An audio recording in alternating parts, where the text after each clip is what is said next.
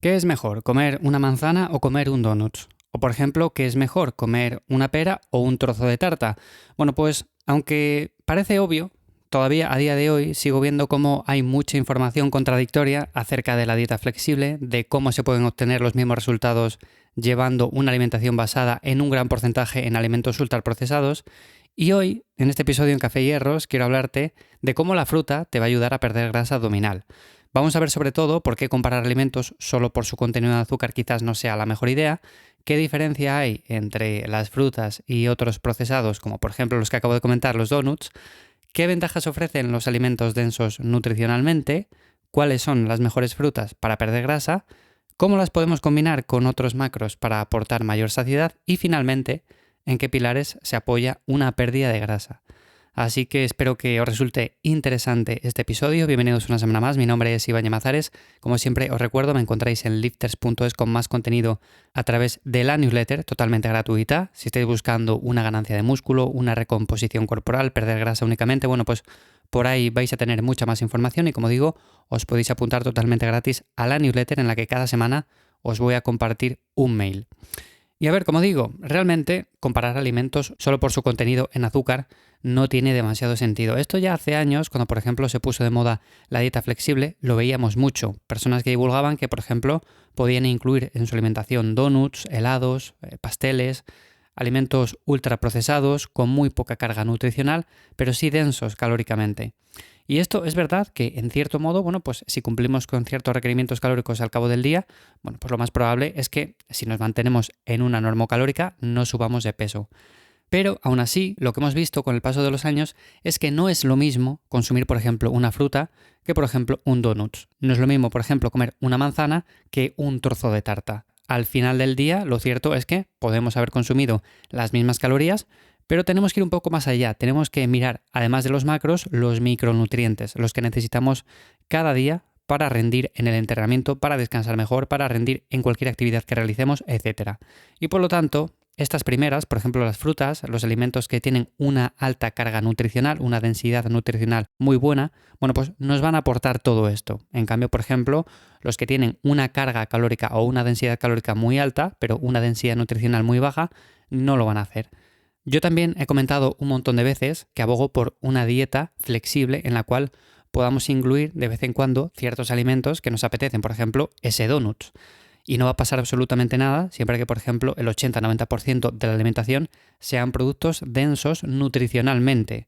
Pero claro, ¿qué pasa? Que muchas veces llevamos el mensaje al extremo y pensamos que siempre que cumplamos con ciertas calorías al cabo del día, no va a haber diferencia entre, por ejemplo, comer frutas, entre, por ejemplo, comer cereales integrales, entre, por ejemplo, comer carnes, pescados, que entre comer otros alimentos que, como digo, no tienen una buena densidad nutricional y por lo tanto ofrecen muy poco en este aspecto.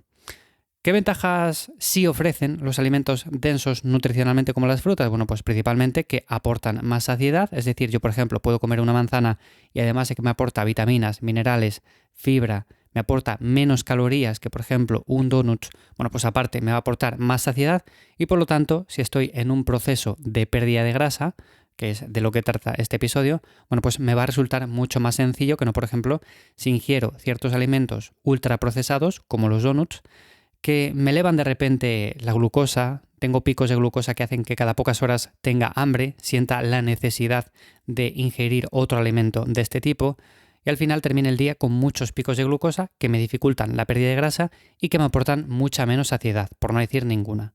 Así que esa sería la principal ventaja. Luego, por supuesto, estas frutas las podemos combinar con otros macros para aportar mayor saciedad todavía, como por ejemplo la proteína.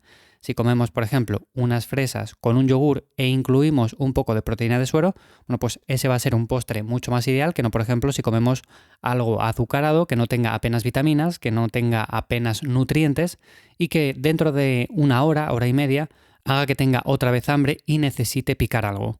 Por lo tanto, para mí esa es la combinación ideal, sobre todo cuando lo que estamos buscando es perder grasa. Combinar la fruta, combinar alimentos densos nutricionalmente, pero no calóricamente, con proteína, y lo podemos hacer, como digo, de muchas formas. Mi preferida es básicamente esta, porque además de que es un postre que está bastante bueno, bueno, pues es una forma de comer fruta un tanto diferente. ¿Y cuáles son las mejores frutas para perder grasa? Esta quizás sea una de las preguntas que más se buscan en internet, ¿no? ¿Cuáles son las mejores frutas si lo que quiero es perder grasa abdominal? Bueno, pues todas las frutas son buenas, pero es cierto que hay algunas que nos aportan quizás un poco más de saciedad porque tienen un poco más de fibra, porque tienen un poco menos de azúcar.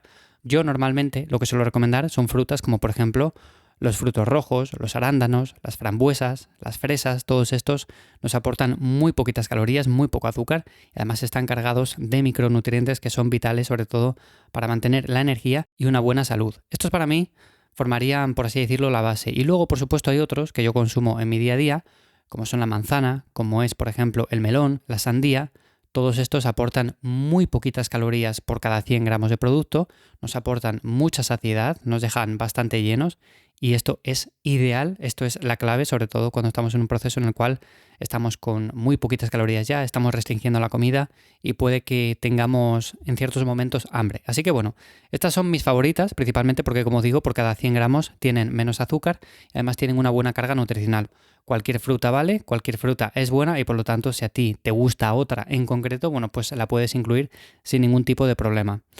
Y finalmente, ¿en qué pilares se apoya una pérdida de grasa? Porque hemos hablado de que no se puede comparar únicamente un alimento con otro por su contenido en azúcar, porque por esa regla de 3, vale, la fruta es mala porque tiene azúcar, esto es malo porque también tiene azúcar. No, a ver, realmente tenemos que ver el alimento en su conjunto y aunque la fruta tiene azúcar y un donut tiene azúcar, uno sabemos que es mejor que el otro porque nos aporta muchos más nutrientes, porque nos aporta mucha más saciedad y por lo tanto nos va a hacer mucho más sencilla esa pérdida de grasa y más, por ejemplo, si lo combinamos con otros macros como la proteína que acabo de comentar.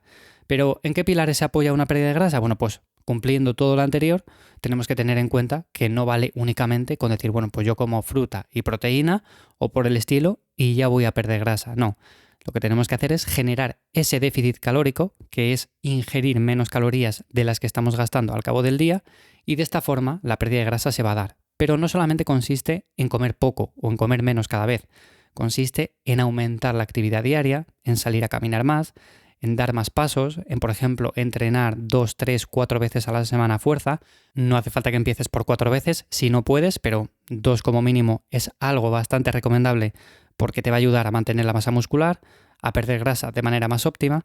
Y como digo, junto con lo anterior, el entrenar, el caminar más, el moverse en el día a día, el generar ese déficit calórico, bueno, pues todo lo anterior es evidente que te va a ayudar. Por supuesto, es mucho mejor comer fruta, comer alimentos de este tipo que te van a aportar muchos más nutrientes por cada 100 gramos, que no comer donuts pensando que a igualdad de calorías al final del día vas a conseguir los mismos resultados. Obviamente las calorías puede que sean iguales, pero os animo a que utilicéis cualquier herramienta en la cual registráis los alimentos durante un par de semanas para ver cómo no solamente los macros importan, sino también los micros, los micronutrientes, las vitaminas, los minerales, cómo llegar a unas cantidades mínimas al cabo del día es también importante y cómo si destinamos un gran porcentaje de la dieta a alimentos ultraprocesados, bueno, pues no vamos a llegar a esas cantidades que son bastante necesarias.